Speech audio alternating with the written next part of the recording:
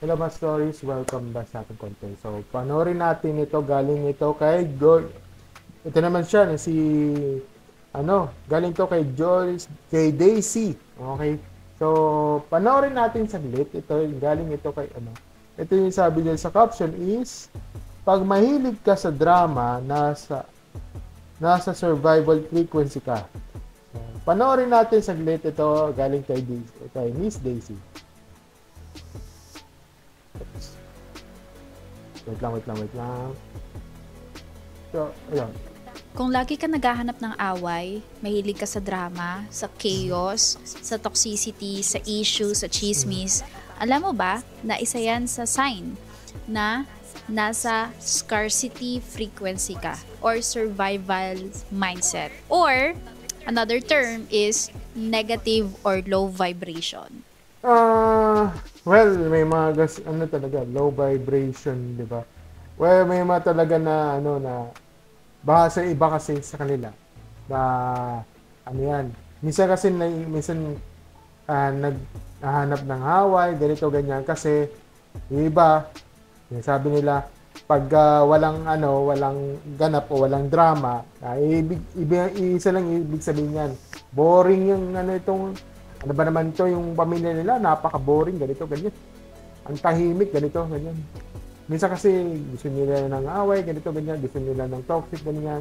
Kaya minsan talaga, karamihan sa mga lugar, yung sa mga lugar na yan, itong, lalo na sa ganito, na hindi na maiwasan nagkakaroon ng alitan, minsan talaga na nagkaroon ng inggitan. Yan na napapansin nyo, na this is a result of crab mentality. Kaya minsan talaga pag ever may na successful na successful yung ganito itong taong ito. Hindi. Hihilahin natin pababa. May kasi ganun yun. Gusto nila kasi ng drama. Gusto nila ng this is kind of parang sanay na sila sa isang low frequency. Tama ka naman, tama. Oo, na low frequency. Yung iba kasi ayaw nila ng low frequency. Ganun. Yung iba naman gusto nila ng low frequency para ita-target ng ganitong minsan tao na itong tao na to, gusto ko itong awayin, gusto ko na talagang itong suntukin.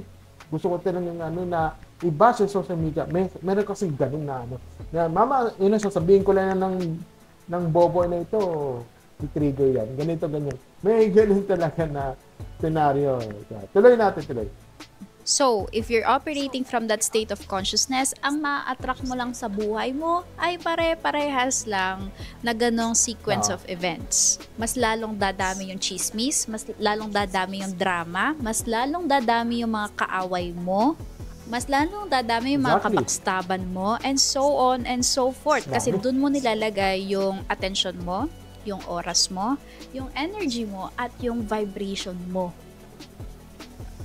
Okay, so yung talaga malalagay. Kaya minsan talaga, pag hindi talaga matiis sa ganito, kahit saan man naman yung Pilipinas, may mga toxic talaga behaviors talaga ng mga tao dito. Hindi natin maiwasan. Hindi nga lang talagang hindi nyo talaga matiis. Minsan talaga na pupunta talaga sa ibang bansa, which is sa Japan, minsan sa Thailand, Vietnam, sa New Zealand, ganito. Talagang tahimik. Ikaw lang parang kung tutuusin, ikaw lang parang ikaw lang yung tao doon. na parang diba Tapos konti lang, tapos ang harap mo is minsan yellow. Yun kasi yung disadvantage dyan Yung yellow, yung snow, tapos ang harap mo is nature, mother nature. Talagang kausap mo lang is yung mga ibon. Yan ang disadvantage. Yan yung disadvantage doon. Unlike dito kasi dito makasalamuhan mo yung ibang tao, ganito ganyan. Itabol yung karamihan. Yung nga lang, hindi mo maiwasan ng toxic behavior ng mga ibang tao. Na minsan, may manghuhusga sa inyo. Minsan, kahit ordinaryong tao, mababash ka sa internet, ganito, ganyan. May mga ganyan talaga. Kaya, minsan talaga mayroong mga people. Pero, kung tatanungin mo sana, paano mapaprevent yun? Wala. Wala mape-prevent yan. Yung nga lang, nag-e-evolve. Yan. Kahit sabihin mong na social media, so Facebook, kanyan. Kahit nakalock ka, i-grab yan, parang i-grab yan, tapos ilalagay sa, i-share yan, masasabi yan sa ibang tao. Tuloy natin. So, yun lang din yung set of events na ma-attract mo din sa reality. But, if you will change your perspective into abundance mindset or maging high-frequency person ka, lahat na mga sinabi ko kanina, hindi mo na yun gagawin ulit. Kumbaga, hindi na siya part ng bagong identity mo at magbabagong buhay ka na talaga. Okay, sa identity mo. Ayun nga, pupunta ka, kung gusto mo ito yung high-frequency or talagang hindi mo maiiwasan ganun. Lipat ka na ng punta ka na ng ibang lugar or punta ka sa ibang bansa, ganun lang yun. O wala naman siya. Yun nga lang, paano ako pupunta, wala akong pera. Yun nga kailangan kasi you have magiging ang tanging way mo lang dyan is magpursige ka lang, di ba? Yan naman tayo sa dyan magpupunta sa low frequency nga sinasabi niya, di ba? You have to pursige lang. Yun ang tanging way para makatakas ka sa toxic culture nito, di ba? Pilipinas yun lang yun. Tuloy.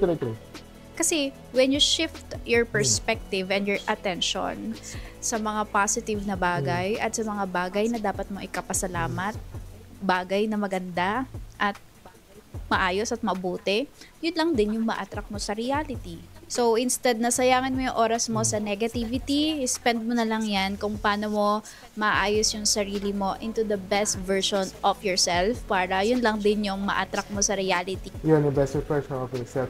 Yun nga, yan ang sinasabi ko, kung gusto mo talagang na talagang umalis ka sa toxic community, yung mga negative na yan, you have to move aside that. Di ba? Kaya minsan talaga hindi natin maiwasan dito. Kailangan umalis ka na lang. Ganun yung kadali. Mag-settle down ka na lang. Kaya yung mga iba mag-settle down sa ibang bansa, Japan, Korea, Vietnam, Korea or something, or sa New Zealand, Canada, ganito, US, yan.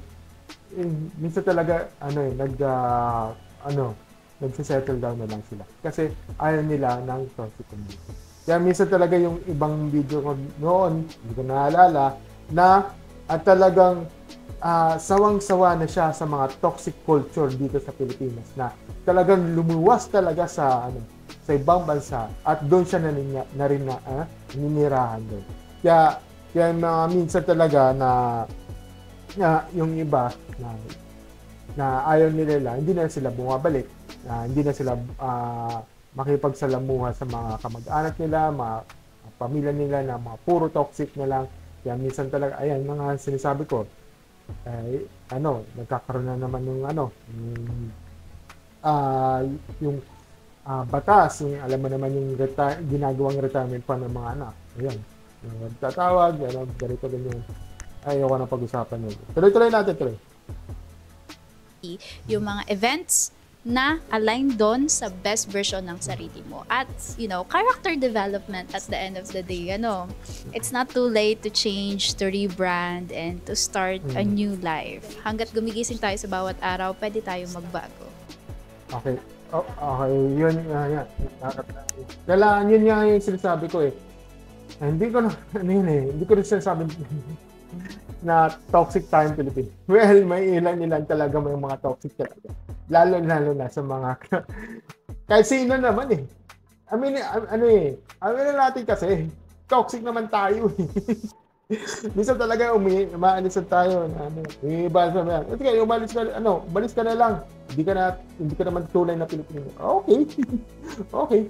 Yeah, sabi mo, okay. Ano ngayon? Ano ba? May binagbago sa akin, Diba, may mga tao kasi ganun na mindset Kaya nakakalungkot isipin na talagang hatakang pababa yung iba.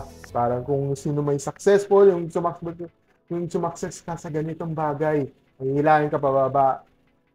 Gustong nila yung ganun. Kaya, yun. Sa sino man yun, proud of you. Malaking saludo sa'yo. Sana ganun din ako. Kaya, tayo eh. Kailangan magiging successful tayo. Hindi tayo failure. Yung iba, failure talaga. Ginagawa tayong failure para sa yan. At, kailangan maging, makakakamtam natin to. Thank you! At, yun lang yung mga stories and, thank you and, hope to, see you, kita kita sa video and have a great never-ending story. Bye!